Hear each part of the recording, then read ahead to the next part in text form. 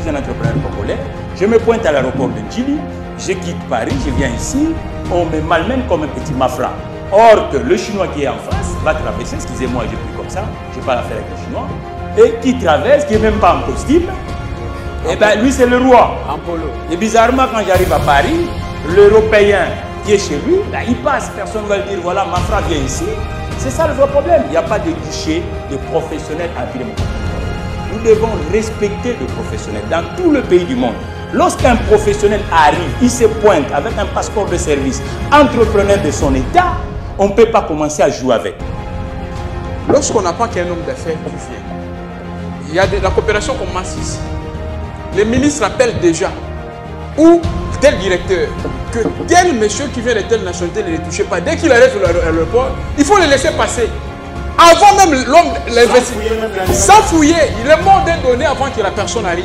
Ça, on informe, ça, on présente. Même à la je vous dis, même à la DGM, c'est là où je sais que cette émission, le président de la République suit ça.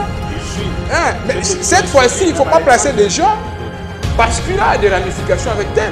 C'est là où ça se passe de cette manière-là. Donc l'état de droit doit s'appliquer à tous. C'est ça, c'est ça. On doit donner un pouvoir frais à la justice. D'accord. Quand il y a contrôle, on peut atténuer. Mais nous avons un problème sérieux. Le mouvement de population, l'identification de population, le centre d'affaires, comme vous parlez, si les entreprises sont bien identifiées, dans les minutes que vous cliquez, le nom de la personne peut être lié avec sa résidence, avec la justice. Dans peu de temps, avec l'informatisation, on peut avoir le donné d'une personne que celui-ci c'est un malfrat, celui-ci c'est un dangereux, un fausseur, vient dans tel pays. Au-delà des taxes, au port de Namata d'aujourd'hui, il y a plus de 50 taxes parafiscales. Partout, on vous demande de l'argent. Donc c'est impossible. Si nous voulons développer ces pays, nous devons beaucoup lutter, surtout sur ce domaine de tracasserie administrative, parce que les tracasseries également, c'est une cause qui amène les gens à corrompre pour les éviter. C'est pour cette raison, je pense que la corruption a un niveau aujourd'hui cancérigène dans notre pays. C'est pourquoi je fais cette recommandation aux autorités publiques. Étant donné que ça devient tout un phénomène social, le seul rempart que nous avons aujourd'hui, c'est la sanction. Mettons les gens à l'aise et mettons avec des fouets derrière et ça va changer. Parce que si quelqu'un qui travaille, c'est que c'est pour ça que nous saluons la condamnation de Vital Kamerhe.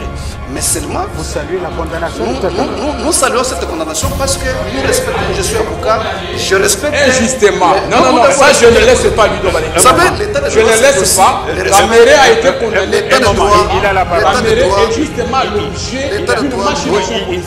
Kamerhe n'a jamais été rétrograde. Non, ça je ne permets pas. Je ne permets pas dans le cas de cette émission qu'il cite le nom de Kamerhe. Non, ce sont toutes s'il fait sinon la sympathie. Le président de la République a cité le nom de Kamerhe injustement dans le cas de cette émission. Ça je ne permets pas.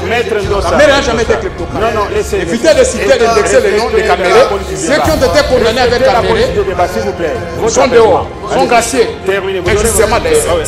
La condamnation de toute cette bande qui ont pillé nos richesses, qui ont pris l'argent dans les caisses de l'État, de cinquantaines de millions de dollars, nous avions salué toutes les condamnations dans le procès de 100 jours, mais seulement ce que nous fustigeons, nous ne voulons pas une justice sélective.